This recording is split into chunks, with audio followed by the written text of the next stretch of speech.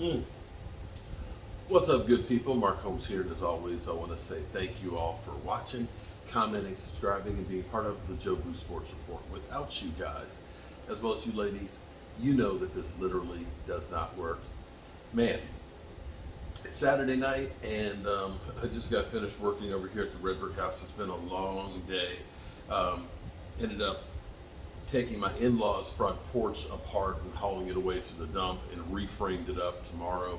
We'll put the decking boards down on it and probably Monday redo the steps, and then I'll be over here working. I just finished plastering up a wall over here and moving, cleaning up the room. Excuse me, over there, moving all the extra tile and stuff in there, and getting ready tomorrow. Grout the shower and stuff in there and put the fixtures on there. So that bathroom is getting closer and closer to being done.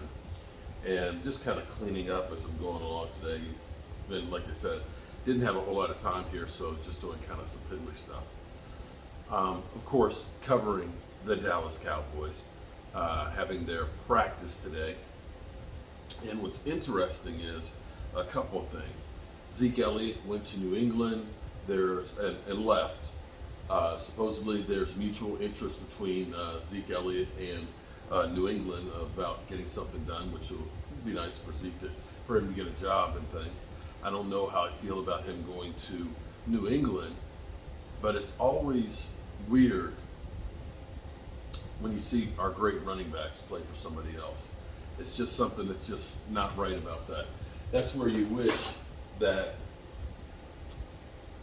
with the great players that we have, that we end up winning Super Bowls. And it seems like Jerry Jones feels that sense of urgency now with the Cowboys on trying to win a Super Bowl because of players like Tony Romo and Jason Witten and Des Bryant and stuff that didn't get that ring with the Cowboys. And I hope that that happens with this group of guys. I know, go ahead, Eagle fans and 49er fans, go ahead and laugh right now. But he who laughs last laughs the loudest. It hit me today, something that's really interesting. And, I like to think things. I'm more of that kind of put the puzzle together kind of guy. And I was sitting here thinking about, listening to Brian Schottenheimer's interview and things, and he was talking about when he was with the Jets about running back, and he was talking about how they had Le'Veon Bell and all these other guys that was like running back by committee.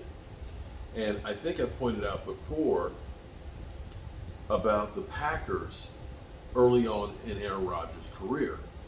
And the year that they won the Super Bowl, here's what's kind of funny, and this is true about Russell Wilson. Aaron Rodgers, I think, had 28 TDs and 11 interceptions and like 3,900 yards. 101 rating. Good numbers, but not like the 45 touchdown passes that he's had before. They were a better team all the way around.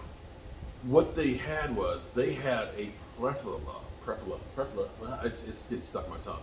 They had a whole lot of wide receivers. They ended up having like Jordy Nelson and Greg Jennings and things like that.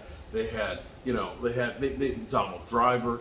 They went like 5 deep in wide receivers. They went like 3 and 4 deep in tight ends. They went like 4 deep in running backs. They had tons and tons of guys. Nobody had record-breaking numbers. They all had really, really good numbers. And they had a great defense. I think their defense was ranked 2nd or 3rd in the NFL. They were a complete team, and Aaron Rodgers wasn't asked to have to throw 45 TDs a game to win. You can look at the Seattle Seahawks. When they won the Super Bowl, and even when they went back, they had Beast Mode, who was rushing for about 1,300 yards. Russell Wilson, I think the Super Bowl year, threw 22 touchdown passes. That's it. Now, Russell Wilson's had years where, he's thrown 35, 38 TD passes and things like that, and they were nowhere near where they were before. See, this is the misnomer that people have, that, the fantasy football numbers don't necessarily equate to winning football. You follow what I'm saying? It's about being consistent. It's about distributing the ball all over the field. It's about playing takeaway.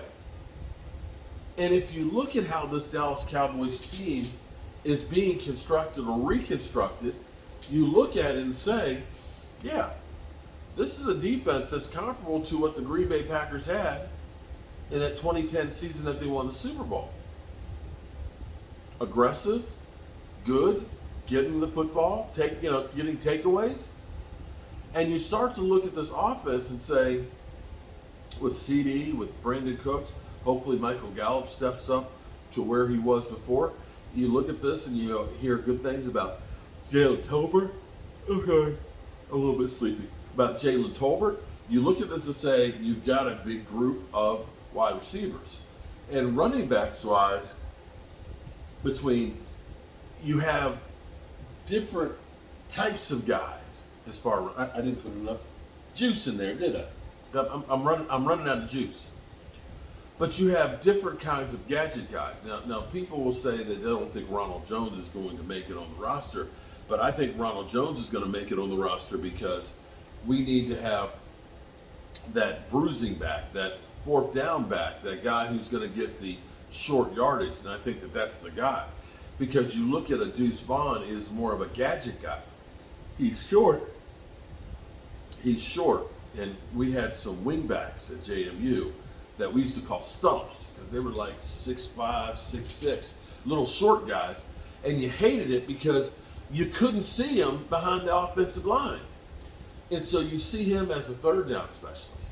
And then when you look at Tony Pollard, you worry about Tony Pollard having more than 20 carries a game. But he's another kind of gadget guy.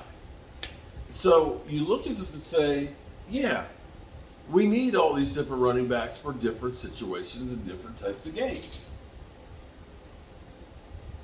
I don't want to put it in too soon. Let me make sure the flame is up. Okay. I put it in too soon. It still had a flame on. All right. So,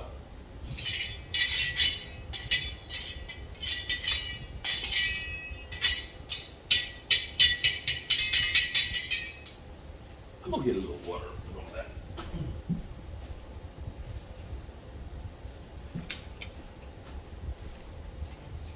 Okay.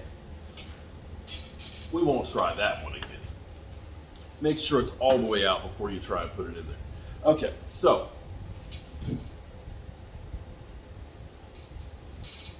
We'll try this one more time. Okay. And I always keep water bottles. I guess I'll get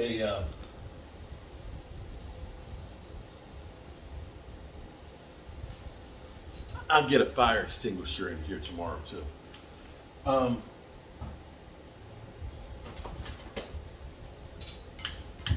There we go. All right, we're back. So you look at that, the guys that we have, they are gadget guys that can do a multitude of things for you and fit in different situations. And as you look at our team in general, I'm watching the fire here. You look at our team in general, especially on defense, you have multiple role type guys that'll help you to match up differently with different players. Now, Mike Nolan tried to be the everything matchup guy where we were a 3-4-4-3 hybrid, this, that, and the other, and it ended up being so complex that nobody knew what the hell they were doing. Nobody knew what they were doing exactly, so it ended up being more confusion. But you hear like CeeDee Lamb basically kind of throwing Kellen Moore under the bus and saying that now everybody knows what they're supposed to be doing, where they're supposed to be, and yada, yada, yada. So from the standpoint of Mike McCarthy replicating what he knows worked for him, getting a guy like Brian Schottenheimer who can be the hand of the king that will work with him as opposed to Kellen Moore doing his own thing, you look at this and say, yeah, this might be the right mix together to actually make this team really, really good. And that's the hope that I have. And I feel good about this team. I feel like this team is loaded. forget about what you hear from the talking heads and all those guys and stuff. This team is ready to really rock and roll. So that's all I have for you guys tonight. Tomorrow is another day. We'll have our Zoom call and show 5 o'clock tomorrow. And we'll definitely be talking about the Cowboys. The first week is in the books. We don't know. Jerry says they're talking with Zach Martin, but it doesn't sound like they're actually getting a deal done at the moment. We'll see if they do get something together and get that in place. I feel like, well, Zach Martin's already lost $250,000 in fines. I feel like maybe by the middle of next week that he'll be back in. At least that's my hope. So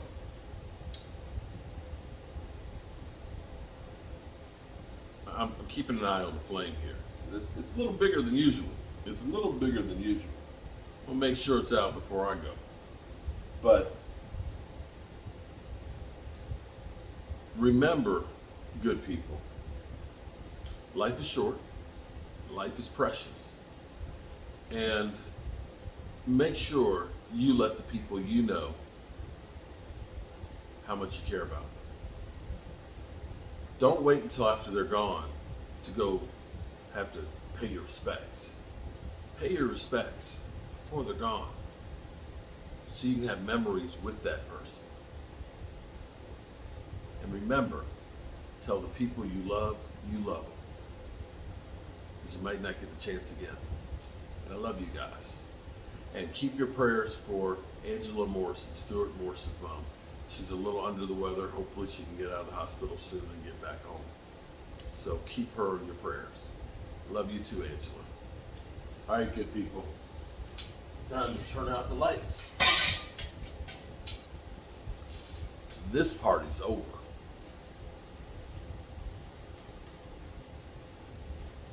This party's over. Peace.